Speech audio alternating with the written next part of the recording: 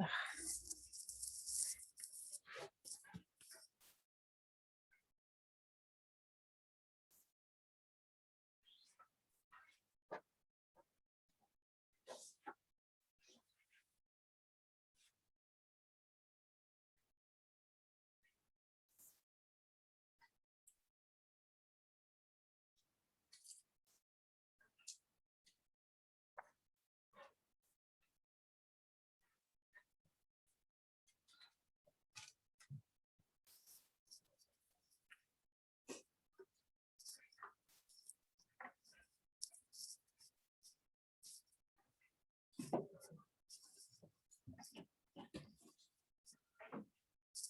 like super overexposed.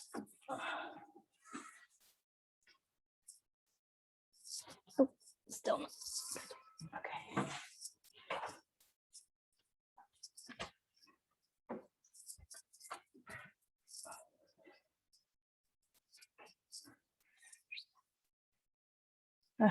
Oh, it's bad.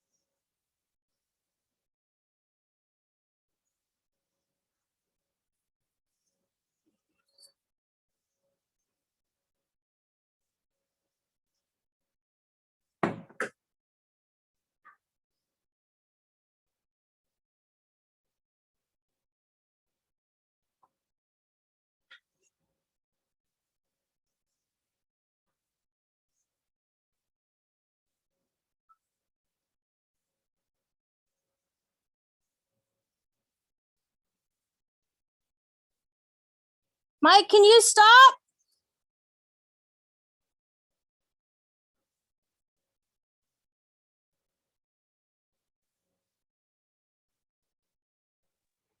Hi there, Esther. Steve. How you doing? I'm well. How are you doing? Good, thank you. Oh, we pulled this off. I can't believe we did that in 2 weeks. And thanks again for bringing that to our attention. Yeah, I don't know how good it's going to be, but we pulled it off. That's okay. I made some snazzy PowerPoint slides, so jazz it up a bit. All right. Okay. Hey, and you're going to run the video, right? The Yep. first video. Okay. Yep. Okay. I'll have that all ready to go so that as soon as you're done, then I can, when you do the introduction, I'll start the share. So. Okay, great. And then are you going to moderate the share? Are you going to introduce people or do you want me to? So Jess had said that you usually do that. So are you comfortable just going through? Is that okay? Yeah, Okay.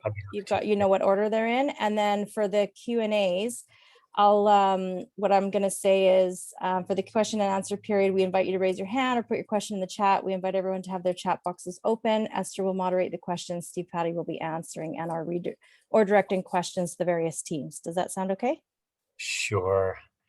Although in the past, we've actually we've usually skipped that. Just because it's just felt full without that. And so we've just even though we've had it on the agenda, we just have you?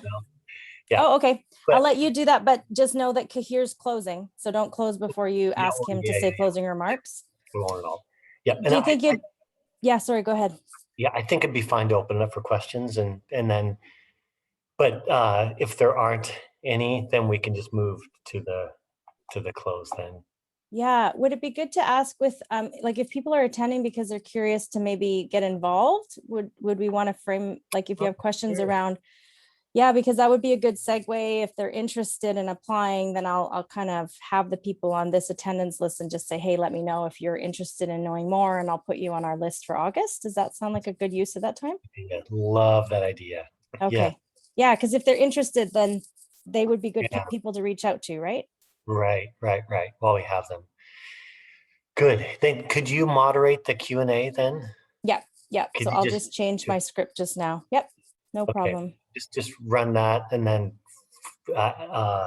direct questions to me or answer them yourself or anything. And then you can send it to Kahir.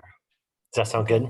Yep, that sounds perfect. Okay. Do you want me to let presenters in now? I know Ladan's sitting in the waiting room, but nobody else. Yeah? Yeah, that sounds great. Okay. Then I'll get busy doing those changes. I'll let you chat with Ladan. Oh, and Jessica's coming straight in. Okay.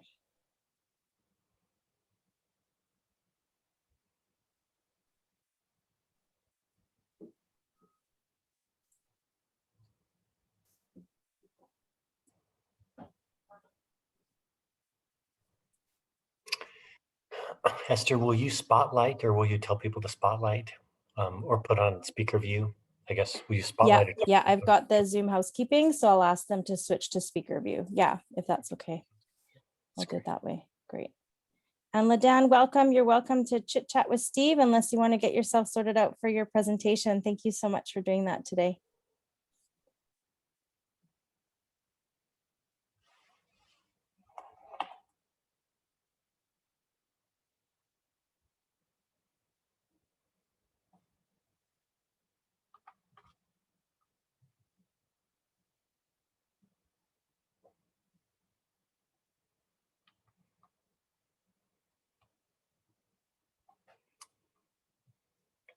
Hi, Ladan.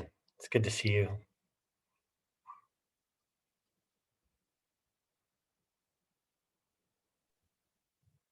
Sorry, it's not Ladan, it's Louisa.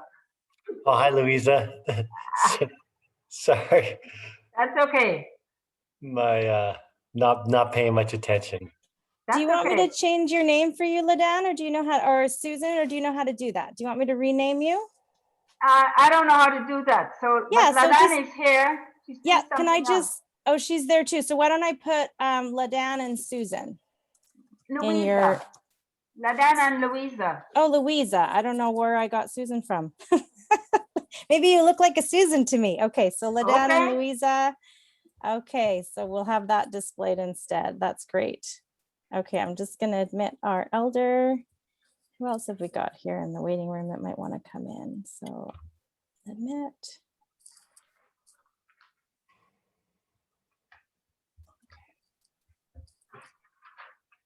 How are you doing today, Louisa?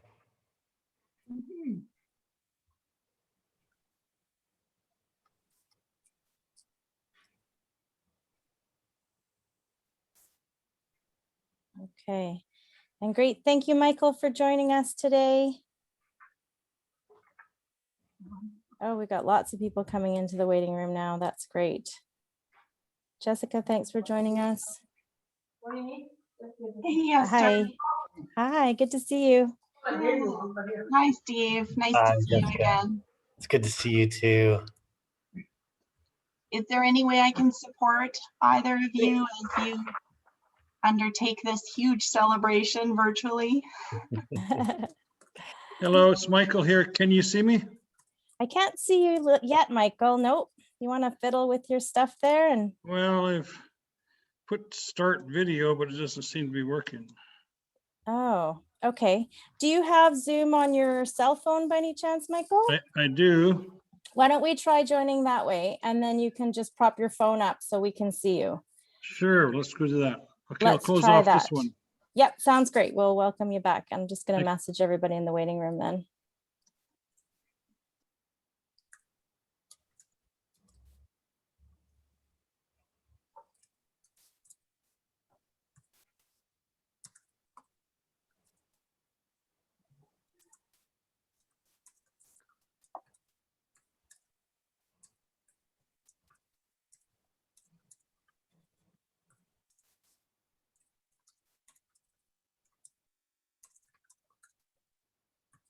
Okay. And then Jessica, are you good at troubleshooting Zoom stuff? You I can offered. I- Just kidding. I can do some. I can do some for sure, Esther. Depends what you're wanting me to do. Okay, well, hopefully he can connect. And if he can't, if you can help him, I'm just trying to line up the PowerPoint and stuff here. But let's just, or cross your fingers, toes for me so everybody gets on. How's that? That might be better. So I'm going to let Dawn in now, Steve. And let's see if Pat's there. Michelle, nope. Pat Cope. Yeah, okay, let's admit Pat Cope. Oh, there he is. Okay, so here comes the elder. Yeah, but I like to listen. And then let's see. Oh, there's Jen. There's okay. I think I have all our present. Oh, there we go. That worked, Michael. So why don't you fiddle around with your video? We were all crossing our fingers and toes, so that must have worked. It's great to meet you. Yes, I know, right? Okay, so I think I have this script changed. Okay, 1 second here. Direct questions to the participants. Thank you, presenters, for getting ready last minute. We appreciate that a lot. So excited to hear you talk. Yeah, super excited to, and thank you all, so receptive, so responsive when we called around and sent polls and sent emails. We attacked you from all sides. And really glad that everybody was excited to share what they've been working on. So thank you again. So I think I have everybody in. Okay, so we'll give one more minute. I'm just gonna get the PowerPoint up. And Jessica, maybe can I make you co-host so that you can just admit people so I don't have to try and do that also, if you don't mind? Let me find you. Awesome. Thanks so much, Jessica. Appreciate that. So more, make co-host. Yes. All right. Yeah, if you could do that, that would be amazing. Otherwise, I could see myself losing the PowerPoint at some point. Okay. So Michael, we've already talked about when I'll introduce you. And do you want to just try your audio to make sure we've got sound? Okay, so unmute yourself. Just practice unmuting because right now you're muted. There you go. Oh, how's that? That's perfect. And I can hear you. Great. So Perfect. if you want to keep it like that and just speak silent until I call you on, and I'm just going to get the PowerPoint on and then I'll let everybody in. Just one moment, everyone.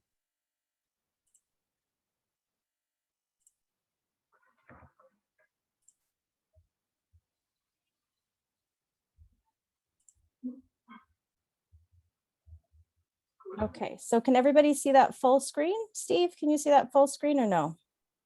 Yep. Yes, you can? Yes. Oh, okay, perfect, because it's doing some sort of double thing, but we're just going to let that go. All right, Jessica, if you can go ahead. Oh, actually, I can't see my script, so let me bring. And it's just not on slideshow view. Oh, it's not on slideshow view. I don't know why it's doing that. Okay, 1 second. I'm having a technical glitch. Okay. I'm going to move this to not having two screens. So hopefully that'll fix the problem. Sorry, everyone. Take your time, Esther. It's great. Thanks.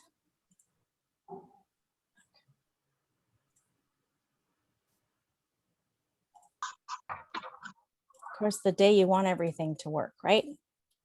That's okay. All right.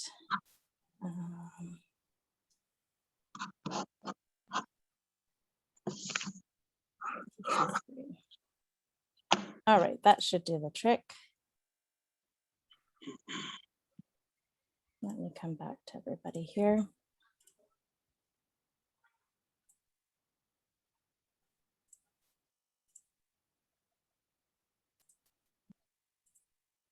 Okay, how's that? Everybody can see that full screen now? Awesome.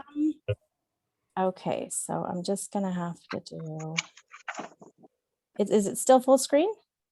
No, it's not. Now it's not. Okay, so I'm gonna have to do that. I just can't see my script. That's okay, I can. All right, go ahead and admit everyone, please. Everybody's coming in. Great. Thank you everyone for joining us. It's really great to have you join us for this showcase of Project Impact Healthy Aging. We'll just give everyone a few minutes to join. We're really excited that so many of you have carved out time in your afternoon to join us this afternoon and to hear the sharings from a number of teams from all over the province that have participated in Project Impact Healthy Aging. And once again, through a virtual showcase. So really appreciate everybody being here, being willing to stare at a screen for the next hour, but we have some really exciting sharing to do with you today. Really grateful for all the presenters joining us and putting together their presentations for today. I'm really honored to invite everyone to please in the chat, if you know how to open your chat using the taskbar, to just let us know from what land you're joining us. I'm joining this presentation from the Musqueam, Squamish, and Tsleil-Waututh Nation, on which I live and play and work. And I'm also very grateful to have Elder Michael Harris here today. He will be doing the land acknowledgement as a number of us acknowledge the land that we're calling in from in the chat. So thank you for sharing those. And I want to invite Michael Harris now to do both the land acknowledgement and the welcome for today. Thank you everyone for joining us. Yes, good afternoon. Can you hear me? And you can see me? Yeah, and just one last item, if people would like to use the speaker view, you'll be able to have him in dominating most of your screen. Sorry to interrupt, Elder Michael, go ahead. Simgagat, Sigamanak, Kuba Wilson to Nagwayelwa, Lakibu, Whoops Wigak, Gitsan, Gitan Max. So what I just did was the traditional Gitsan greeting. I said to all the chiefs, that'd be your supervisors and whatnot, and to all the chiefnesses, and that would be your supervisors and whatnot, and all the precious little ones, those are the youth. I stated that I am Nagwayawa, that's my spirit name of he who walks far. Miluwit Laksa is the name that my high hereditary chief recently put on me, and that means he who dances on the clouds. So both names that were put upon me are very humbling to me. I said that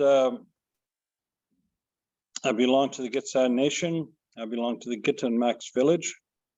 The Gitsan Nation means people of the River Mist on the Skeena River. I belong to the House of Wigak, and I also belong to the clan of the Wolf. So that's how we introduce ourselves every time we stand up to speak, so people know who we are.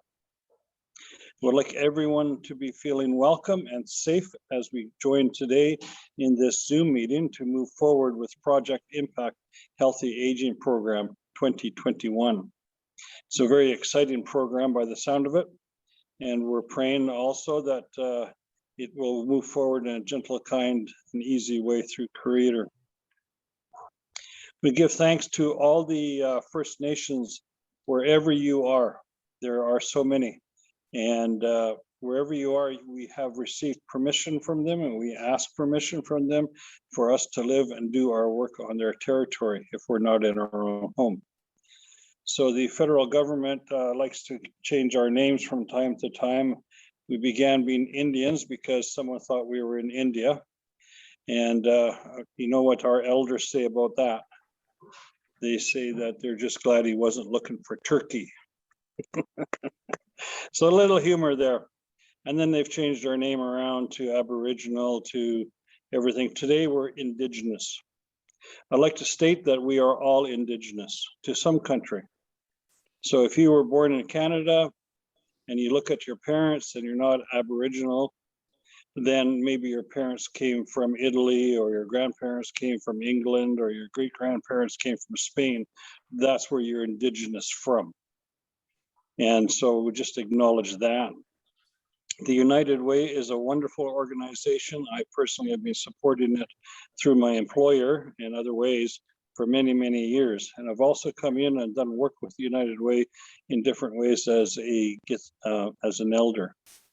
So again, we'd like to welcome you. This is a safe place.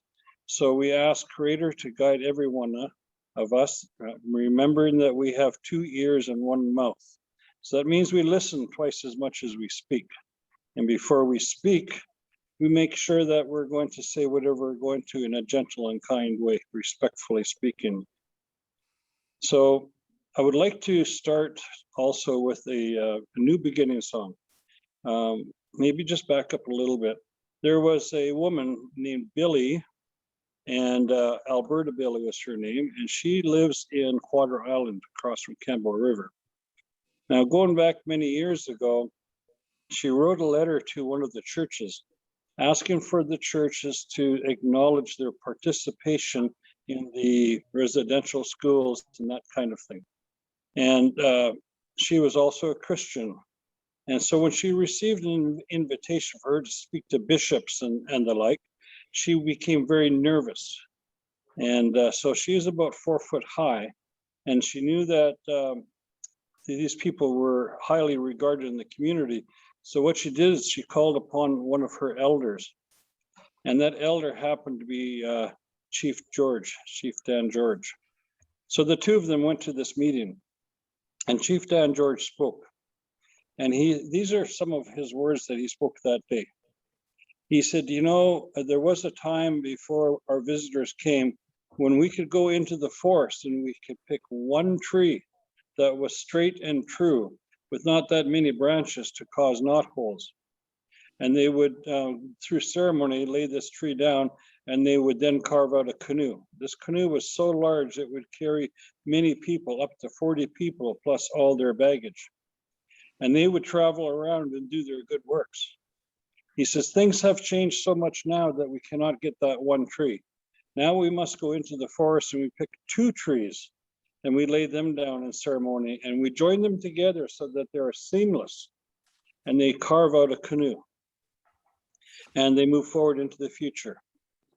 Now, when Chief Dan George was speaking, he was not actually talking about the tree itself.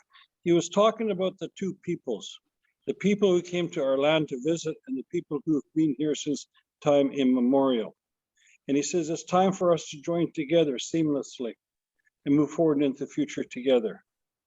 So I spoke at the very beginning here about creating a safe space for you and for myself and for all people who may watch this in the future, as I understand this is being recorded. Now, I want you to know that none of you did any of the atrocities you hear about the residential school, the 60 scoop, the day schools and such. You did not do that. So you don't carry that in your heart, soul, mind, body, or spirit. Now, some people have said, Well, my grandfather or my great-grandfather was involved in residential schools, and they seemed to take on that pain of what they heard took place at the school. Remember, you did not do that. That was what your grandfather or great-grandfather may have done. And then he's the one that has to look after that work. And having heard this, we have a responsibility when we know about our history. We have a responsibility to join together, like Chief Dan George says, make the canoe together. Today, you're making a canoe as you do your work. And you're going to do that canoe work, and you're going to move forward, and you're going to heal. Because many of the people you're going to work with when you get out into the community, as you are right now, are going to be Aboriginal people. And especially when you're talking about aging, these elders have, obviously, myself included, I was a 60 scooper. Now, I was able to heal from all the atrocities that took place with myself and the MCFD and the foster homes that I attended, because I actually wasn't adopted. But I was made a ward of the court. So there's going to be lots of people that you're going to run across will still have that pain in their heart, soul, mind, body, and spirit. And you're going to have to work through that and be kind and gentle and patient. And so in that time, that's when you're building your canoe. And then as you build a caring relationship with the elders in this healthy aging program, then they will begin to trust you and be able to move forward, creating safe space at all time. And I would say for this work that you're going to do too, at any time that you feel unsafe or uncomfortable with what's going on and you need a break, then, put your hand up or whatever and interrupt the program and say, you know what, I'm really feeling uncomfortable with the way this is going or what's being said or how it is not going. And then I need to share that. And then you need to all stop, put everything aside and deal with that person's feelings. So I hope that I don't offend anybody with my words. These are only guides that have been passed to me by my elders. I'd like to do a quick song for you because it's a new beginning. Every day is a new beginning. I have a beater here, but I'm not going to use it, but it'll be pretty loud for you. So I'm going to use my finger. And this is a Cherokee morning song. It's a new beginning song, but the sun comes up in the east every day. Whenever we wake up or whenever we go into a program such as this, or we have a birthday or there's someone's passing or a new relationship or in the end of a relationship, it's a new beginning. So we want to bless each one of you with this song. So we have good thoughts, good feelings, good actions, good words, and maybe pray for yourself and your family and your friends, and pray also for the people in this circle. These are words of gratitude that you're going to share, and it will go out into the universe and help things become better. I'm only going to do 4 directions, which is east, south, west, and north. Windeyaho, windeyaho, windeya, windeya, ho, ho, ho, ho, hey, oh, ya, ya, ya. Now to the south. Windeyaho, windeyaho, windeya, windeya, ho, ho, ho, ho, hey, oh, ya, ya, ya. Windeyaho,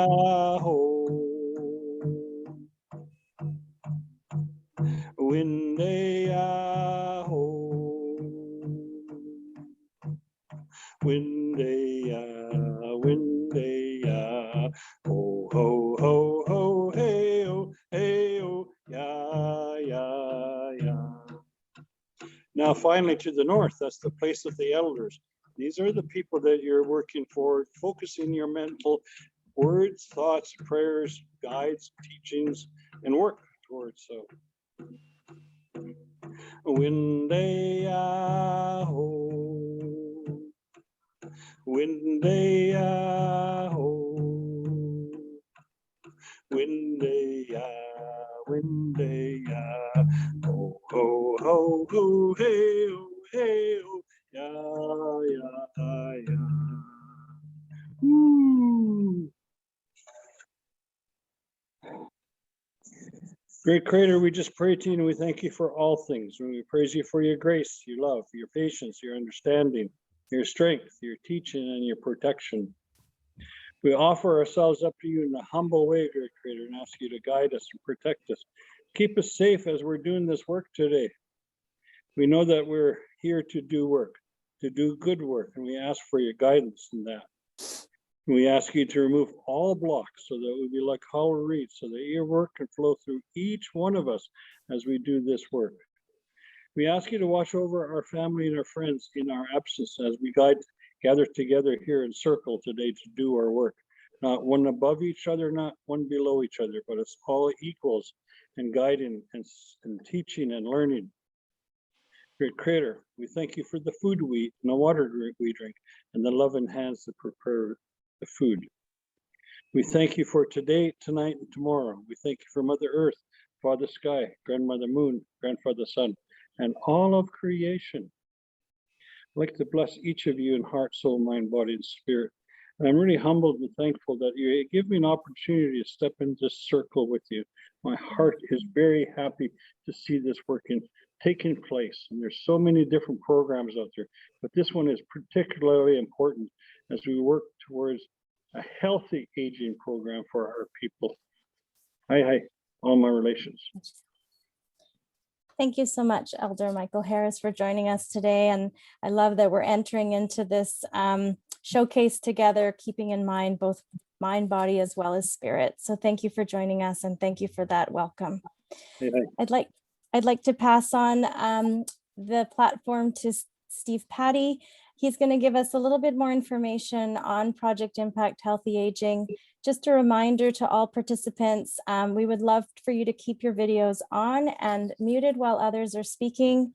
After Steve Patty does his introduction of the Project Impact Healthy Aging program, he'll be walking us through several presentations that have been prepared for today. We'll follow that with a question and answer period about the program, as we'll be doing intakes in August, and then we'll be welcoming Kahir Lalji to do the closing remarks. So thank you very much, Steve. And once again, thank you, Elder Michael Harris, for joining us today. Thank you, Esther. And thank you for United Way for making all of this work possible, for your vision and your leadership in this area, both in the area of evaluation as well as in the area of serving the aging population. And I would also like to say my words of thanks to Elder Michael for your meditation and for the meaningfulness of that to us today. Project Impact is an evaluation program. And evaluation, we think, is about two different things. It helps us prove the impact that we're having. So it brings evidence to bear that things are changing, that we're making a difference. Evaluation also improves what we do. It usually reveals some areas where we need to do some work. It shows us where there are gaps, where things are not happening, where we expected things to happen, and gives us some clues about how to move forward in a way that's even more full of impact, more effective than it was before. So this project is an evaluation project to prove and improve. And this, I think, is the third year, maybe the fourth year, that we've done a cohort of organizations that have been working in the senior service sector. You know so well how the senior service sector has been valuable for all of us and all of our communities over the past number of years, but particularly during this past year and a half of a pandemic. It's just been so important to have people and organizations and agencies and programs that have been serving our aging population. We care about them so much, and particularly over the past year and a half, there's been so many needs in that population, and so much that population has been able to contribute to all of us, related to perspective and steadiness and wisdom for us all. So the cohort came together a number of months ago, and we do a training that walks the teams from about 8 different organizations through the process of evaluation. We start with intention. We spend some time thinking about what is it that you really want to accomplish? What are your intended impacts? And then we do a movement of inquiry where we think about how to get data on that. And we do a mixed methods approach, a qualitative approach that's based primarily on interviews and conversations. And then we do a quantitative approach that is based primarily on the platform of survey or questionnaire. We get some data, run some thematics on the data, discover some findings. And then we do a third movement where we think about the implications of those findings. So what do we do now as a result of what we have discovered?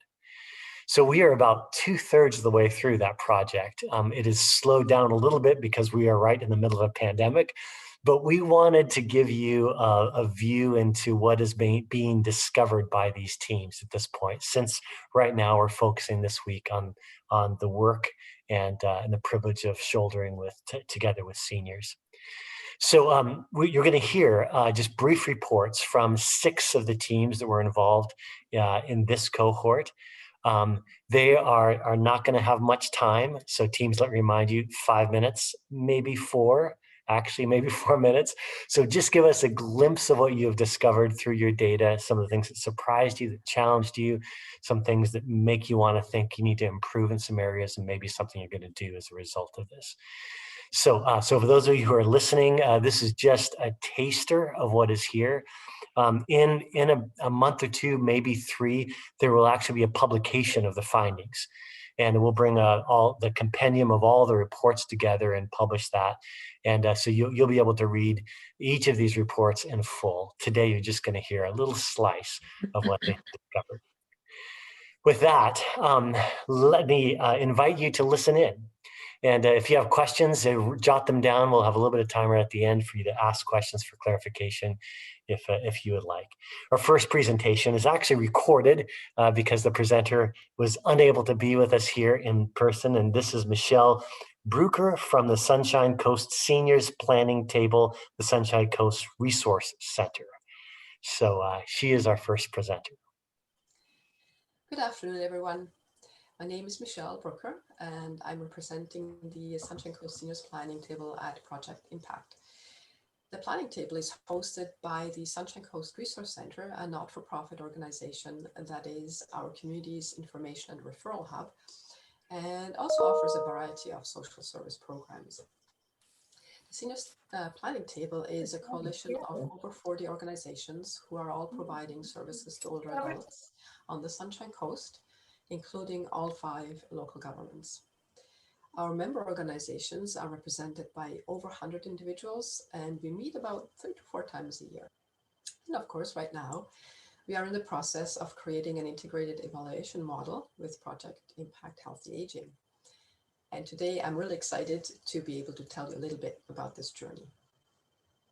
So when our team embarked on this evaluation project, we had really no idea what to expect, but we did have some notions of who we were as an organization and what we were doing.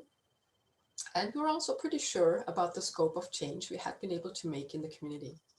We knew that before the Seniors Planning Table was created 5 years ago, most local organizations and agencies who are serving older adults in some form were operating pretty much siloed with almost no interconnection.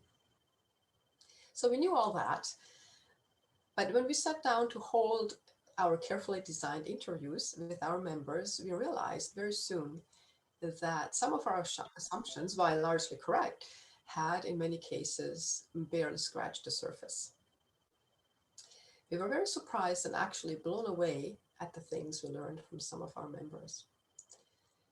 One of those that kind of made me do a double take was when one interviewee, who is a researcher by profession, said, you know, this work that we're doing is really heart-centered, but you definitely have to bring your brain with you, and experience totally counts. So the planning table is a way of getting to that experience, and that's very exciting. So what we've built here basically is a think tank. And so that's one of the more encouraging findings, as it speaks to how hard it is to bring a group of the kind of leaders together that regularly attend our meetings. And by giving this group a forum for exchange and opportunities to play off of each other in a less structured way, we have been able to draw out those people's intuitive and implicit knowledge, which is really hard to do. And able to tap into their expertise in order to reconceptualize and broaden and enhance the scope of practice for all of our members. And another intriguing glimpse into our impact was the realization that what we're doing is creating what one participant called good citizens. And she put it this way, you know, how do you produce good citizens? This is what really interests me, she said. How do you knit together civil society? Well, public engagements are one way to do that, and that's what we're doing. So we are developing civil society by the way we are approaching it, and that really actually is fundamental. And so we had not thought about it in this particular way, and find it really gratifying to think that the Seniors Planning Table helps create good citizens and contributes to building an equitable and compassionate society. Many members also spoke powerfully to the sense of belonging they experienced at meetings. As one put it, I like coming to meetings because I know I'll be with like-minded people. I feel like this is my tribe.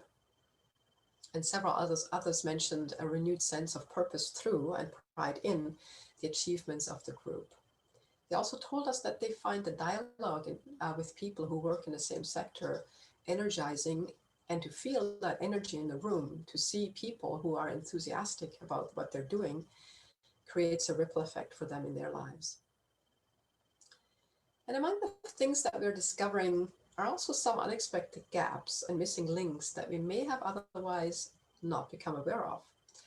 This sort of falls into the category of the unknown unknowns.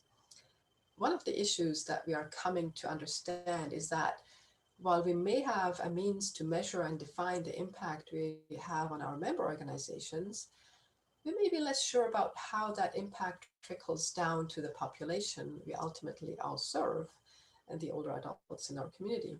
So as a result, we are now discussing how to find the missing stakeholders and how to bring more of them not only to the table, but actually into the heart of the group. And so one suggestion that has already come up is that we may reserve one of the co-chair seats for somebody with lived experience from the community. And I really look forward for the development of that conversation. I think there will be many more really exciting ideas coming up. So Project Impact, to sum up, has been and still is a very exciting process for us. And I definitely look forward to the next steps. So stay tuned, and thank you very much, and have a great afternoon, everyone. We appreciate Michelle, unable to be with us in person, having recorded that. You can see how data and the insights from the data can fold in to application, and there are things to do as a result of that. Next up is Pat Cope from Columbia Valley Better at Home, the Family Dynamics Association. Pat, share with us just a slice of what you've learned through this project.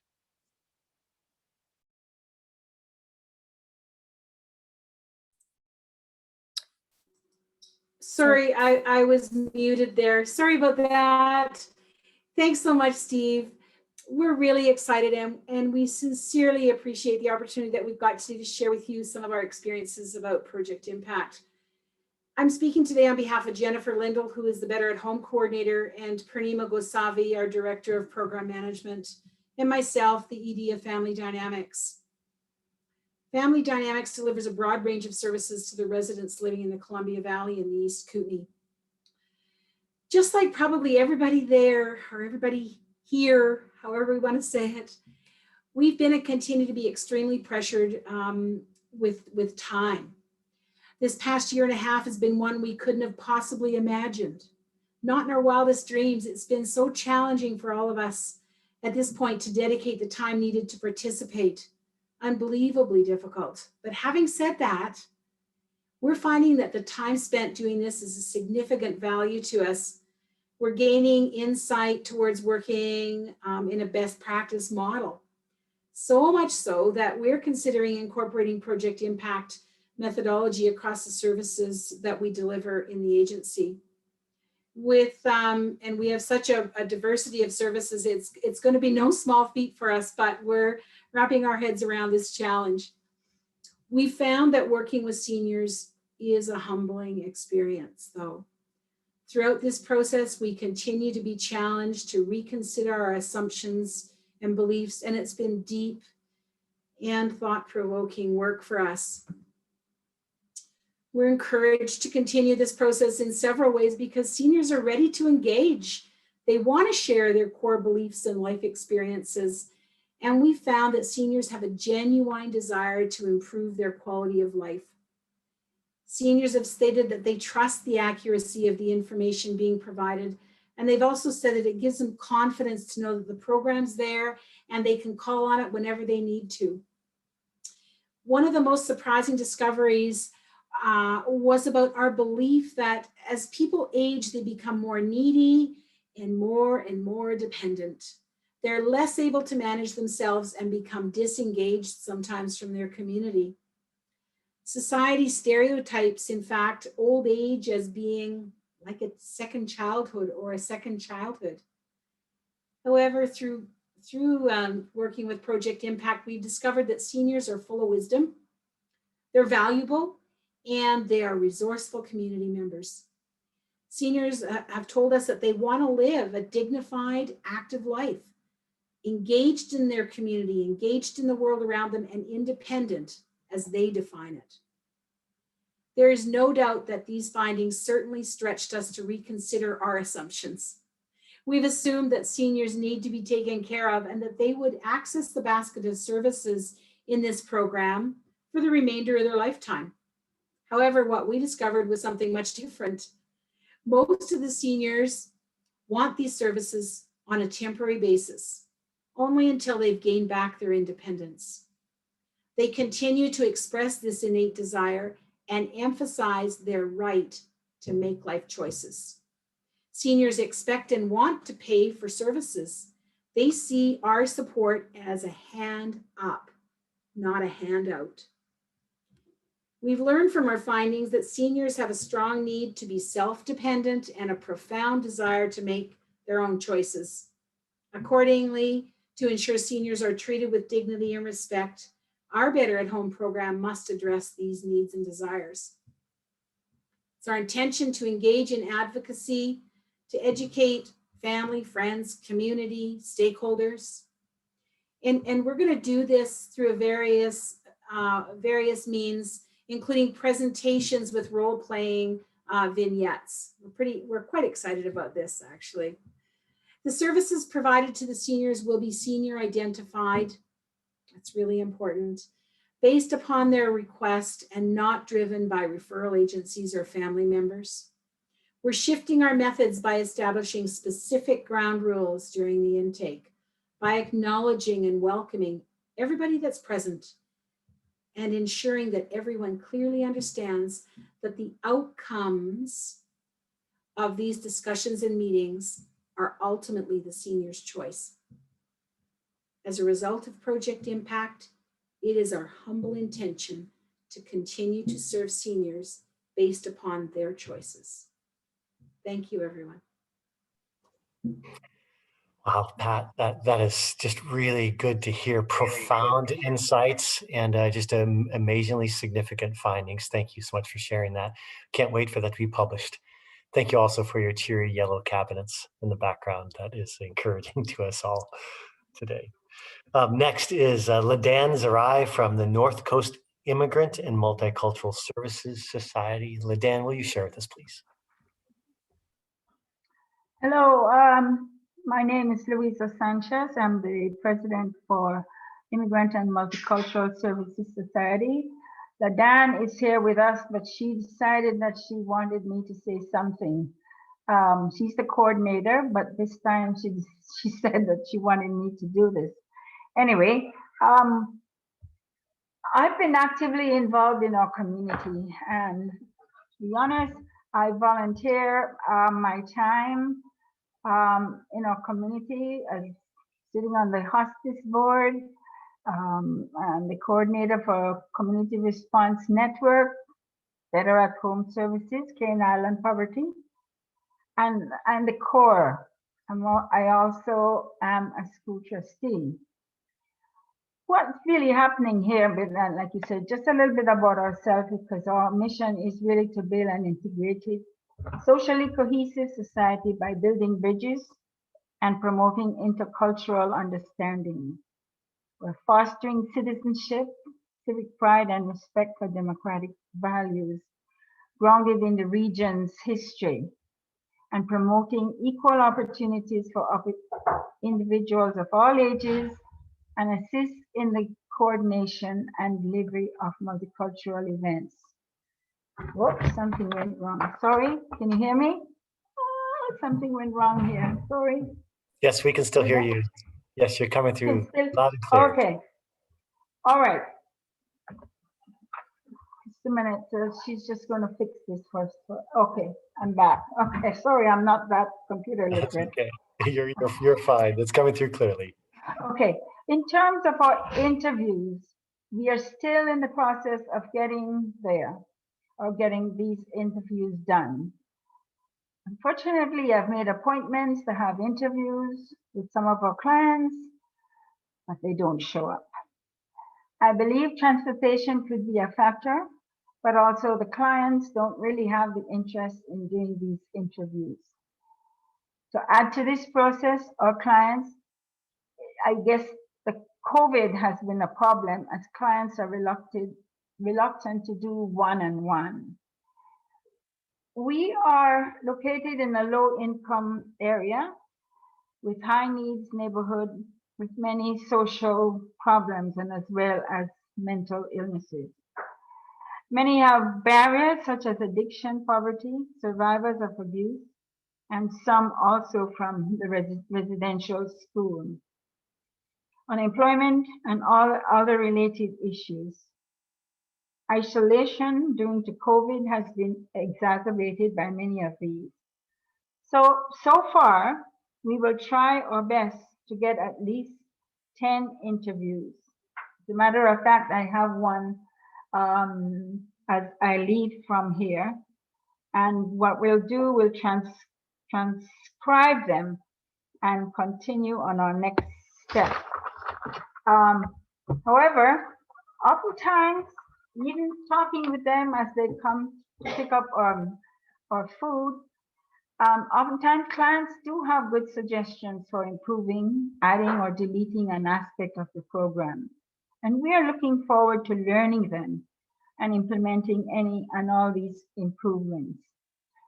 So it's really interesting because I could see, we're just talking to some of them, it's that sense of belonging that they want to be. They're able to participate.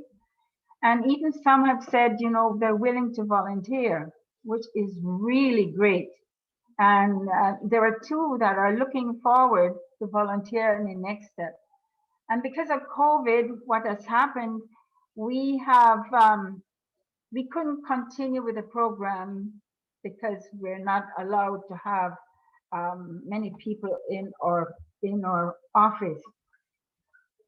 So for right now, time is a problem, and participation and gaining insight how we can do better in our presentations and socializing.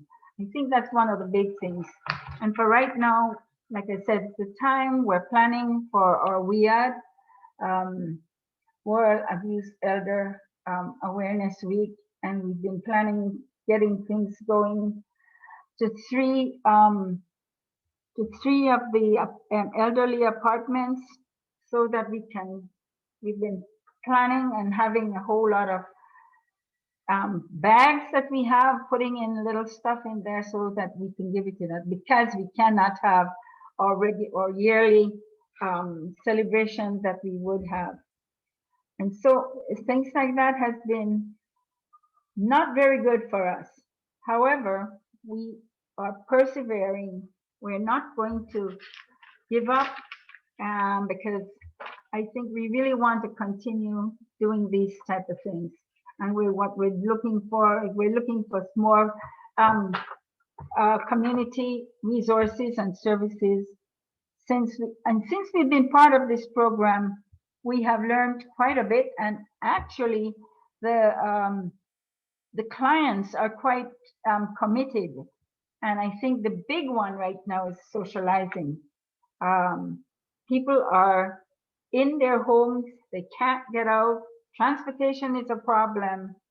And so far we haven't had the second vaccination. And so they're very, well, being vulnerable. They don't want to come out and they don't want to have visitors also. So it's been very difficult for us, but we will continue to work. And I'm sure that by probably in the next couple of weeks, things are looking up, because in Prince Rupert, there's only, there's zero, what you call it, zero in terms of COVID around here. So I think we're opening up now and things are going to be better. I'm sorry we didn't have the interviews to give you some information, but that's where we are at the moment. Thank you. Thank you, Louisa. Thanks for your leadership of your team. Thanks so much for doing the work that you're doing on behalf of all of us. We really appreciate your good work. Illustrates as well, you illustrate so well how getting data is difficult in any case, especially during a pandemic. So thank you for pressing forward and persevering. Don Boschkoff is next, Entrepreneurial Training for Retirees, WorkLink Employment Society. Don, share with us a few minutes, please. Hi, good afternoon, everyone. I'm Don Boschkoff, and I'm bringing to you a very unique program and something that has presented itself. These ideas have presented themselves over my work for the last 5 years with running a not-for-profit in Machosen, running the Seniors Resource Center, being part of our regional planning, seniors planning tables, and being involved with other United Way programs that support our programs, running the Better at Home program as well. And one thing that I noticed in that work that I've done is that the needs of our seniors were so very diverse. And the way that seniors approached me was also coming from so many different needs, basis of their needs. And I have since left the organization, but I've joined the board of directors for WorkLink Society. So I'm here as a volunteer director with WorkLink Society. And my idea in joining WorkLink was to maybe have something to offer in terms of looking at another market. We've been able to do some mapping projects in the sector prior to my involvement with WorkLink, and really identify gaps and needs for seniors in that entire sector. And so as I joined WorkLink and the WorkLink Employment Society, actually we are on the territories of Esquimalt and Songhees Nation, and our offices are located in the West Shore in Langford, and we provide employment related services to these nations and to the people also of the Skai, Tsuk, and Pachiti First Nations. And we have been around for over 30 years and consider ourselves to be a growing nonprofit organization. We are largely sponsored through government-sponsored employment services, and the residents of the CRD, the capital region, so Colwood, Langford, Highlands, View Royal, Machosen areas since 1978. And in 2008, our services expanded to include the communities of Tsuk and surrounding areas, including Jordan River and Port Renfrew. So our scope of services is quite widespread, and we also provide Aboriginal outreach services to the communities of Beecher Bay, which is very close by, Tsuk and Pichadat. And our organization, being largely funded, is really focused on creating employment opportunities through the federal and provincial government initiatives. And we're also a registered charity. So we're very much influenced by other organizations and our partners. And we are very community focused. So we're out in the community, and we're trying to always establish what are the needs of our community and how can we best serve our community. The community largely has been youth over the years, and we identified that we needed to expand our outlook for the future, look at not only new ways of raising funds and operating as a board, but new ways of reaching populations, other populations in addition to youth who were underserved. And so that's where I spoke up. And I really wanted our board to be looking at perhaps some of the gaps that were existing and the views that society has on our aging population. And I think we can all agree that there's a real mix of views, that ageism is something we have identified as a sector, and that perhaps we needed to look at our futures as seniors. We're all moving in the same direction, and we've all had experiences with seniors, but what is actually out there for our seniors? What can we create to better serve our very diverse population? And not all of our seniors are elderly. Not all of them are looking for basic services like home care and driving. Many of our seniors are actually very capable and very intelligent, and they're moving into a whole new realm of their lifestyle. And that happens post-retirement. People who had been highly identified by their role in society, by their contribution through their employment or through their work and career over a number of years, are suddenly retiring and realizing that it feels very different. And so our work was intended to identify the feelings of soon-to-be retirees or newly retired individuals and find out really what they were thinking in terms of post-retirement. How did they see their futures? And so we developed our questionnaires and our surveys on how they're feeling about moving into this new chapter of their lives. And the findings were really quite interesting. And what I'm seeing now as we're starting to organize and evaluate the data that we've collected is that we are really able to tie this project in with our specific mission statement of WorkLink, one being promoting the awareness of the current world of work and the need for lifelong career development.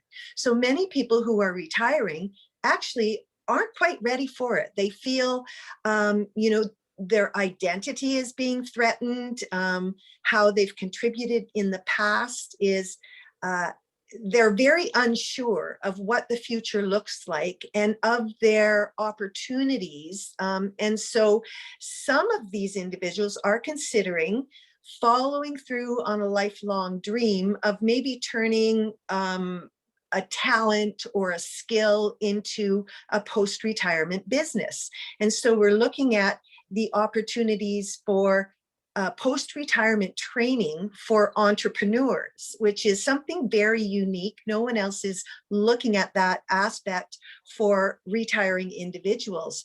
And one thing that we found was those people who were forced to take an early retirement or who had opted for an early retirement or just earned their retirement after working for 40 years had a real difficult time in identifying themselves post-retirement. Yes. Let me just break in on you for just a moment. Since our time is running, Okay. We'll save the rest of the insights for your report that comes out Okay. in order to give our next two presenters a little bit of time. That's fascinating what you're doing, and those of you who are listening in, they have discovered some really interesting things about the needs of post-retirement. And employment during that time. Mm-hmm. So we have two more presenters and 9 minutes. So Rachel and Jen, you have 4 minutes each because Kahir is going to give us a close. So Rachel Hennesen from Senior Center of the Future, South Granville Senior Center. Rachel, can you give us a 4-minute view of? I'm going to try my best. So as Steve just said, I'm Rachel Hennesen. I'm the Program and Volunteer Coordinator here at the South Granville Senior Center in Vancouver, BC. We like to think about ourselves as the living room of the South Granville area. We have an open door policy when it's not COVID. We have people coming in all day for different activities. But my point here is that most of our seniors live independently. So they're still very much in control of what they're doing day to day, and we don't do any of the better at home stuff. So we started taking this class and we didn't know what to expect at all. And we kind of were like, oh, will it be one of those surveys where you kind of just say, it's a scale and you just choose a 1 to 10 on each thing if you agree with it or you disagree with it. That's not what it was like at all. It really made us dig deep to find questions that would give us meaningful data. And that has been what has happened. So we've done about 10 interviews. And one thing that has been really encouraging is seeing consistently that due to being part of our community, everyone who has been interviewed has said that they have become stronger self-advocates for themselves and others in the community. They speak out when something isn't right, and they're aware of their own needs and the community's needs, and they actively take steps to make sure that those needs are met. And it has just been incredibly rewarding to hear that they feel this is a result of being involved with us, because one of our biggest hopes is that they do feel empowered to be the drivers of their own lives. And that we were able to formulate a lot of questions to confirm this in different areas of their life, whether it's their physical health, their mental health, social connection, and more than that. So the aha moment for me was really when I was reading all of the interviews preparing for this. Each person reiterated that they're now more confident, not just due to one program, but from the community that we have worked on creating. We've been here for over 40 years. And the thing is, a lot of our membership is widows. And they are people who were sitting at home lonely and depressed. And a lot of them said that they weren't really enjoying life at that time. They were kind of ready for things to just be done. But then joining our community, trying new things, and being part of planning the programs gave them a new purpose in life and allowed them to feel like they were making a positive impact on others, and also helped them find fun ways to take care of their own physical and mental health. It was surprising and not surprising at the same time how many of our members alluded to how invisible seniors often feel.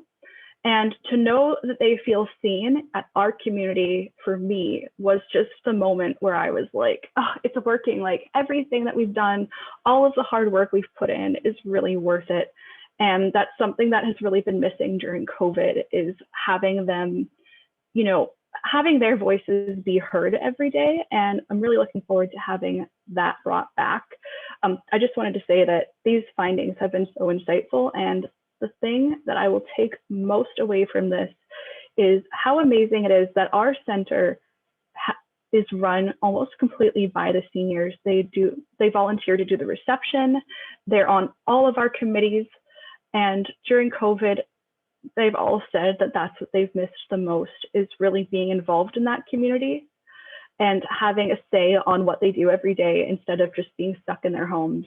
So what this has made me realize how important that is going forward, and that I want to include them in all of my own planning at the center, whether that's a special event or a program. But I think their voices are so important, and I just feel lucky that I get to hear them and help them bring their visions to life. And after COVID, thanks to this survey, I already know I have a lot of work to do, but I know it's going to be worth it. So thank you, Steve and Erin, for this amazing program and for all of your patience with all of us. And thank you everyone for listening to me try to make a presentation that I kind of had to cut down on the fly. So I apologize if anything was unclear, but thank you, everybody. Thank you, Rachel. Such powerful findings and reason to be encouraged that the evidence is pointing to a sense of belonging and agency, and just the power of that experience. So encouraging. Thank you. Jen Mason, community food programs, to take us home. Jen. Thank you. I'm Jen Mason from Gordon Neighborhood House. Gordon Neighborhood House is part of an association of neighborhood houses BC, and we've served as a community hub in Vancouver's West End since 1942. As a place-based organization, we work alongside community members, sister organizations, local businesses, and policymakers to create dynamic programs, services, and initiatives that respond to the needs of the community. Many of our seniors in our programs have long-term relationships with Gordon House, and our organization has provided robust and multi-pronged programs for older adults emphasizing meaningful belonging, food security, and peer-to-peer support.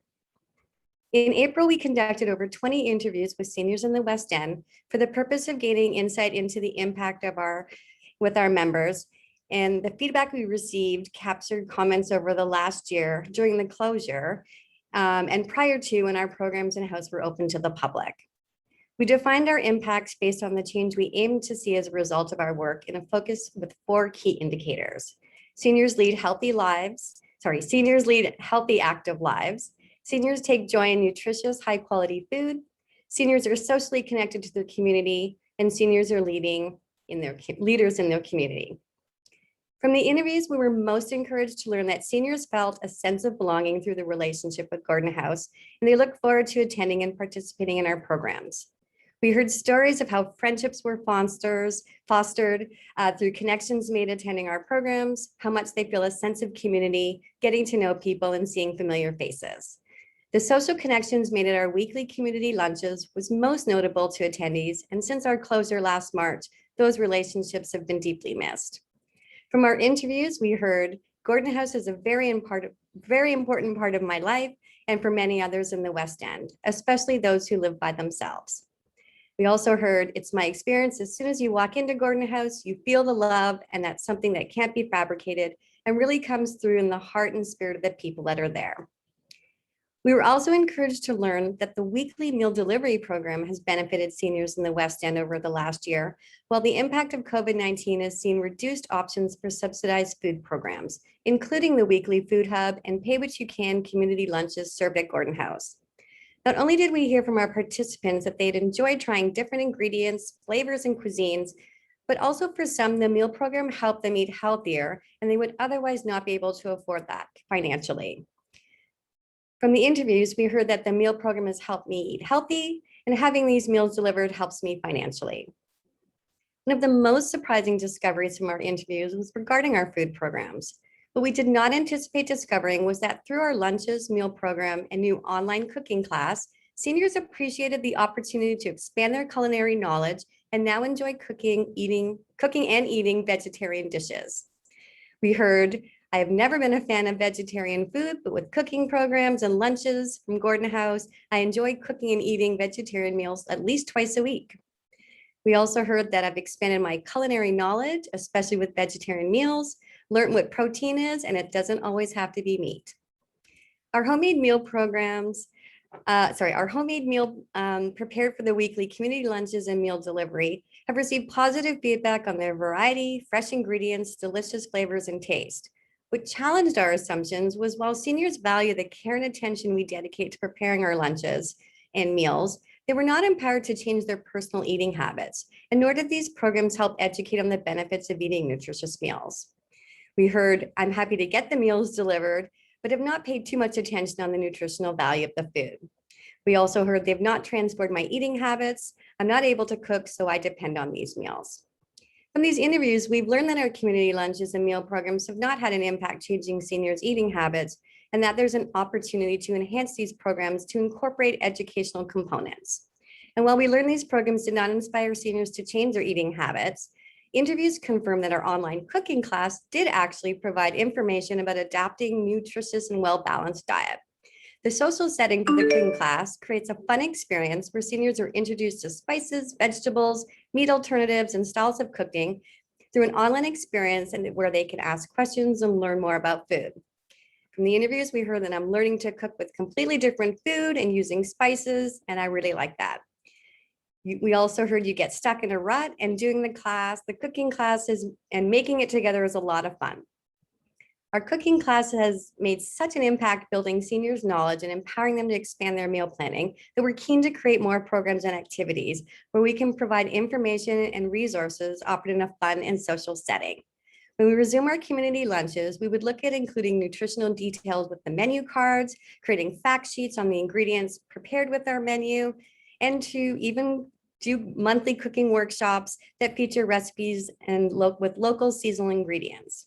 We see the opportunity to inform the importance of eating healthy, and we'll continue to look for ways to build that awareness through our food programs for seniors. On behalf of Gordon House, I'd like to thank thank everyone for the opportunity to present a sample of our findings. We look forward to sharing our full report with Project Impact Healthy Aging team later this year. Thank you so much, Jen. That's really interesting what you discovered, both about the impact and areas where there's not yet impact and how that is informing the adjustment of your program. We just thank you for the good work that you do with seniors. And thank you all of you for listening in on just a glimpse of this. I know it's a teaser, but there'll be more to come as you read the full reports. So thank you for being a part of this. Esther, let me turn this over to you for the close of our time here. Great. Thank you so much. And thank you to all the participants. We really appreciate in the midst of COVID, you putting together the research and tracking down the interviewees despite all the challenges. And also really look forward to the report, and we'll make sure we share that to all the attendees at the showcase so that they can follow up on the findings. I want to invite Kahir Lalji, the director of our Population Health Division at United Way Lower Mainland, to do our closing remarks. Thank you, Kahir. Thanks, Esther, and sorry everyone for going over time. I know how busy everybody's schedules are, so I'll keep this really short. Those of you that know me know I have an extensive library. This is one of my most favorite books, and this is what you can expect to see at the culmination of all of your your projects. It's a great book, and it just reminds me, and today's showcase also reminds me of the incredible work that so many organizations are doing day in and day out. And for us to be able to remove ourselves from the day-to-day and invest in improving the work that we do, I think is a testament to the leadership of everybody that's participated in this program. And we did this during a pandemic. And so I would like to offer congratulations to everybody for participating. And I know it's been tricky. It's a tricky time, but yet we persevered and we've been able to demonstrate the incredible value of the work that we do. I want to recognize the province of British Columbia, who unfortunately was not able to be here with us today, for their leadership and foresight in funding this project. Annually, the funding does come from the province, and it's an indication of the province's investment in qualitative learning and quality improvement and assurance. This would not have been possible without the collaboration of the United Way staff under Esther and Bobby's leadership and Dialogue in Action, who are our ongoing partners in the delivery of this. And I know even from a planning and coordinating perspective, it took a lot of pivoting and adjusting to be able to offer this cohort this year. With that, I know people are probably wanting to go grab a coffee or before they get to their next meeting, but really congratulations to everybody. In a typical year, we would have had a bit of a networking session after the culmination of the presentations. This just means you guys have to join us next year and come out again and listen to the others present so we can share a cup of tea together and learn a little bit more about the work that you do. So on behalf of everybody at the United Way, thank you. Have a wonderful rest of your day and look forward to seeing the next iteration of this book. Thank you, everybody, for attending, and have a great afternoon.